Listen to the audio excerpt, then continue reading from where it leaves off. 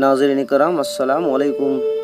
नाज़रीन, पिछली वीडियो में हमने ये जाना कि किस तरह वक्त नशर एक लड़की से शादी करने के लिए 2 पैगंबरों को शहीद कर दिया और आधी दुनिया पर कब्जा करने के बाद शाम व फ़लस्तीन के इलाक़ों में खून की नदियाँ बहाई। वो कहर इलाही की शक्ल में शाम व फ़लस्तीन के शहरों और आबादियों को वीरान और मशमार करता हुआ बैतुल मुक़द्दस यानी यरूशलेम के दरवाज़े पर आ खड़ा हुआ। दोस्तों, बैतुल मुक़द्दस पर वक्त नशर का वो हमला खुदाई अज़ाब था जिसके मुताबिक बनी इसराइल की अंबिया हज़रत अशिया और हज़रत अरमिया अलैहिस्सलाम ने बनी इसराइल को आगाह कर दिया था, मगर यहूदी अपने नाफरमानियों और बदआमालियों में मस्त और सरसार थे कि उन्होंने इन पेशगोइयों की कोई परवाह न की। यहूदियों की ज़िंदगी न सिर्फ बदअखलाक़ियों से भरी हुई थी बल्कि अपने इस घिनौने किरदार पर फ़ख्र भी किया करते थे। हज़रत दाऊद और सुलेमान अलैहिस्सलाम के बाद बनी इसराइल में 19 बादशाह गुजरे थे जिनमें ज़्यादातर जालिम और बुतपरस्त थे जो खुद बुराइयों में मुब्तला रहे और खलकत को भी गुमराह करते रहे। इनके दीनी आलिमों और रहनुमाओं ने भी अपने तन परवरी की खातिर इनको पूरी हिमायत की। अब ये लोग हलाल को हराम और हराम को हलाल बनाने में बेखौफ हो गए। जिना इनके लिए एक मामूली बात बन गई। इन्होंने किताब इलाही को न सिर्फ पसे पुस्त डाल दिया बल्कि अल्लाह पाक के भेजे हुए पैगंबर जो इन्हें भलाई की दावत देते उन्हें भी कत्ल करना शुरू कर दिए। तब बाबुल का बादशाह वक्त नसर इन पर आफत बनकर बरसा और वो तबाही मचाई कि इसके अलअमान लश्करों ने न सिर्फ यहूदियों मर्दों को तहे तेख किया बल्कि बच्चों, औरतों और बूढ़ों को भी तलवार के घाट उतार दिया। हजारों इंसान मारे गए, शहर की ईंट से ईंट बजा दी गई। यहूदियों के बादशाह शतकिया के बेटे इसके आंखों के सामने ज़िबह किए गए और फिर इस बादशाह की आंखें निकालकर उसे गुलामी के लिए बाबुल रवाना कर दिया गया। इस बादशाह यानी वक्त नसर ने हज़रत सुलेमान अलैहिस्सलाम के बनाए हुए आलीशान हैकल को भी मशमार कर दिया। इसके सुतून और दीगर कीमती साजो सामान के टुकड़े टुकड़े करके बाबुल शहर रवाना कर दिए गए। ताबूत शकीना भी उसी दौर से गायब है।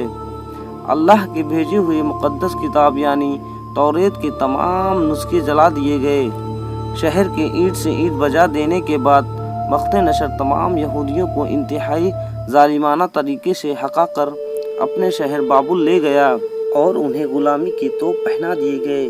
इन कैदियों में अल्लाह के पैगंबर हज़रत उज़ैर और हज़रत दानियाल अलैहिस्सलाम और कई बुज़ुर्ग भी थे जो इस ज़माने अशीरी में बनी इसराइल के रुश्द हिदायत का काम सर अंजाम देते थे। लेकिन इस जालिम बादशाह ने अल्लाह के पैगंबरों को भी जुल्म का तखलाए मश्क बनाए रखा।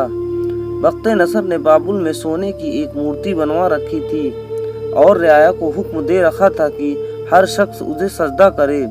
जो सजदा न करता उसे आग में झोंक दिया जाता था।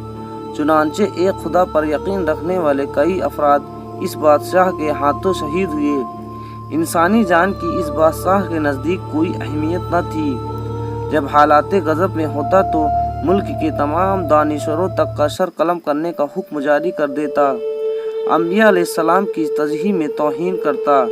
जब उसके जुल्म हद से ज़्यादा हो गए तब बादशाह यानी वक्त नसर अल्लाह के अजाब का शिकार बना।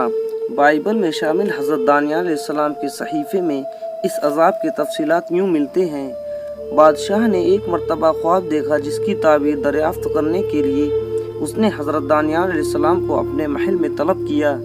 हज़रत दानियाल अलैहिस्सलाम ने वक्त नसर का ख्वाब सुनने के बाद उसे बताया कि अनकरीब तू इंसानों में से निकाल दिया जाएगा, जंगली जानवरों की सोहबत में रहेगा, मवेशियों की तरह घास चरेगा और आसमान की ओस में भीगेगा, यहाँ तक कि तुझ पर 7 दौर बीत जाएंगे तो तू जान लेगा कि हक़ ताला ही असल बादशाह है। वो जिसे चाहता है उसे दे देता है।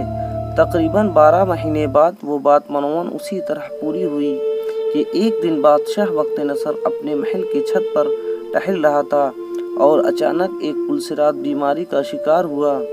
उस वक्त जो बातें हज़रत दानियाल अलैहिस्सलाम ने वक्त नसर के मुतालिक कही थी वो तमाम पूरी हुई।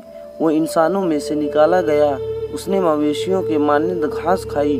उसका जिस्म ओस से गीला हुआ, यहाँ तक कि उसके बाल उकाब के पैरों के मानंद और नाखून परिंदों के पंजों की तरह बढ़ गए। اس کے مصاحبین اور رفقا نے اسے سلطنت کی ایک نامعلوم جگہ پر منتقل کر دیا اور اس کی جگہ بخت نصر کا بیٹا نظام حکومت چلانے لگا۔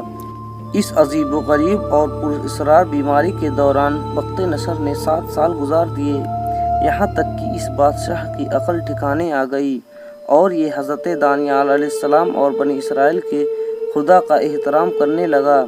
اس نے انہیں تکلیفیں دینا بند کر دی۔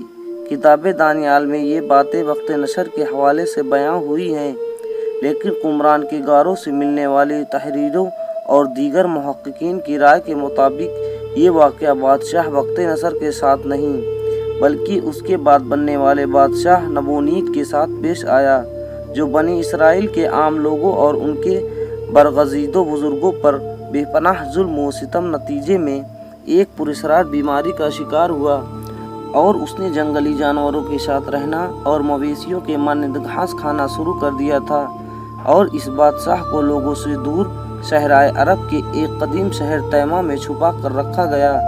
اس دوران اس کا بیٹا بیلشزار اس کی جگہ حکومت کرتا رہا، یہاں تک کہ سائرس اعظم، جنہیں ذوالقرنین بھی کہا جاتا ہے، آپ نے بابل کی اس ظلم و جبر پر قائم حکومت کا خاتمہ کیا اور تمام بنی اسرائیل کو آزاد کر کے انہیں واپس بیت المقدس جانے کی اجازت دی۔